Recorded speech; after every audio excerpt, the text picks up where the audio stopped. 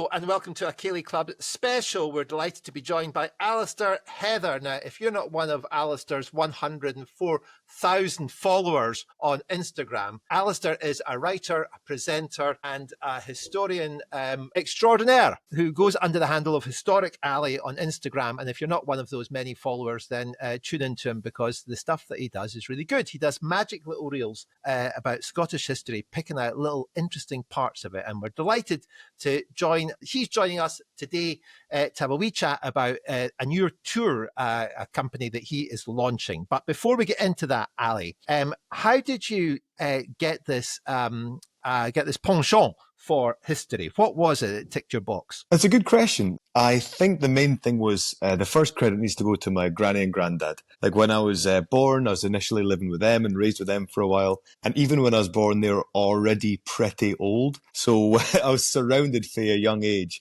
by these two great storytellers who were always curious about the wider world. They're voracious readers. Neither of them had done too long at school, but they just really read and asked questions and listened their whole long lives. So growing up at their feet, I learned all sorts of great social history. My granny was for Kilbarchan, my granddad's for the Gorbals. So I got great social histories for their parts of the world. And then off to primary school, went to a wee village primary school, and our head teacher was great at getting local folk who were maybe a bit older, maybe retired, or had an expertise to come in and tell us about the history, the archaeology, the folklore of the landscape around our wee village. So it was quite baked in, the idea that history was something living and live and helped give you a sense of place and a sense of identity. And it's always been my first port of call when I'm trying to understand something, is I'd go and look at the history, like, how did this thing come to be?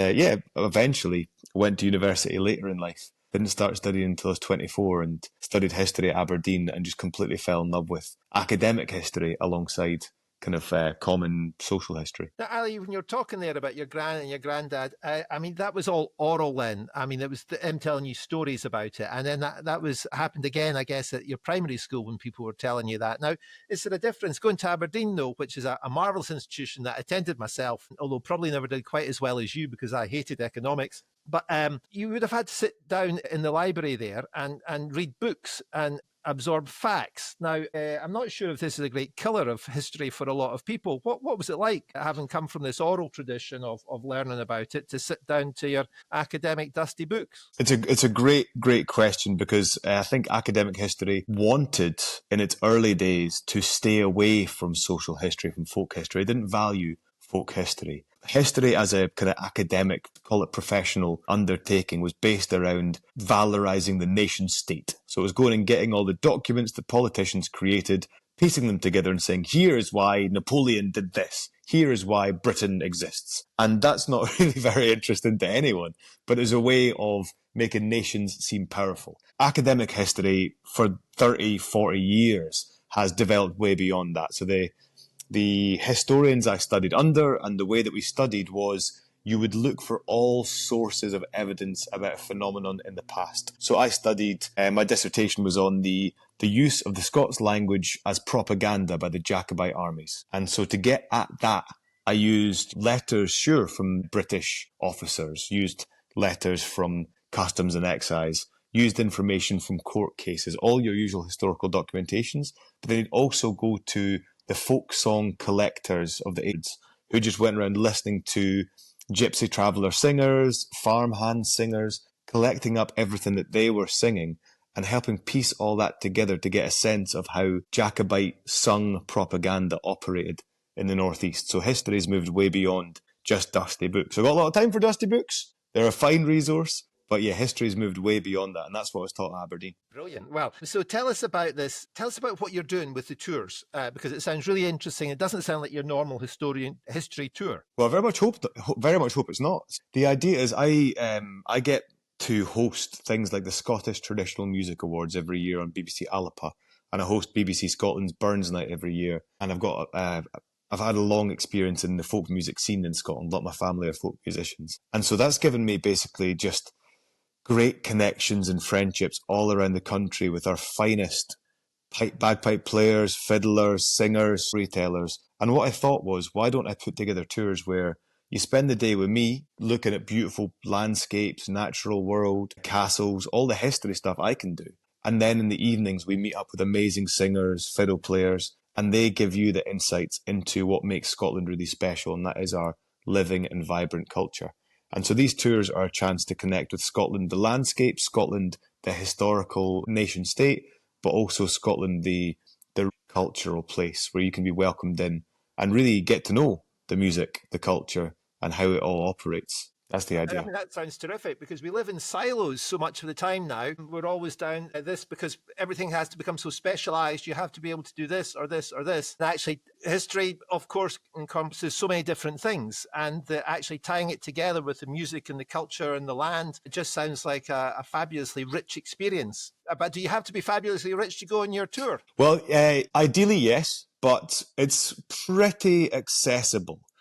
The rates we charge are basically just making sure that all the musicians get paid a fair whack, make sure that all the costs are covered.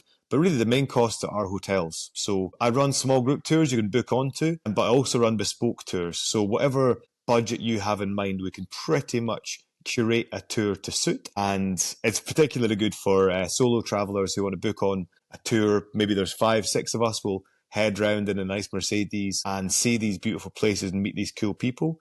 But I can also do loads of bespoke different tours. I get a lot of bookings for them where I adjust based on what you'd like to see, who you'd like to go and visit, where you'd like to go, and what your budget is. That's fantastic. And so where do we find this and how can we book? HistoricAllyTours.com for a look around, see what sort of things I'm offering, and the contact form on that webpage. You can get in touch through there. And yeah, if you follow me at historic_ally on Instagram, you'll get a good sense of what I'm all about. Brilliant. And will there be any mention of Nan Shepherd on these tours? Obviously, there will be, particularly when we go to the Cairngorms, because she is such an influential nature writer who so well understood the Cairngorms that it's hard to get to know the Cairngorms these days without seeing it a little bit through the frame that she established. A wonderful book. Remind me of what the title is. This Living Mountain? The Living Mountain. The Living Mountain, yeah. A fabulous book that I only came across in the last couple of years or so, but a wonderful writer. And somebody Amazing. who really is a true expert or was a true expert in the whole area and transcends a lot of, or set the ground for a lot of history of geographical writing. No, very much so. Nan Shepherd's incredible. Scotland's been lucky to have so many good nature writers. Like Kathleen Jamie is a great living poet and nature writer who helps kind of reapproach the Scottish landscape and reapproach the idea of travel here. Yeah, we're very lucky for that, and I draw upon their resources very heavily. Brilliant. And is it compulsory that they go past Tannadice on the way? No, most of my tours are through the summer when the mighty Dundee United, the 4th best team in Scotland, and I think the 5th best team in the entirety of the world, not playing. But I do think that there is much more space for Scottish football tourism than we currently enjoy, because you can't beat a good game of Scottish football. Really, indeed. You must have been a bit worried at the weekend there, just on Saturday, just where the points were going to end up. Never concerned. Always had faith in the boys. Great stuff. Anyway, lovely talking to you, Ali. We'll put a link when we put all this together to Historic Ally Tours, and good luck with it all. Sounds fantastic. Good man. Thanks very much. Lovely to chat. Nice chatting to you. Take care. Bye.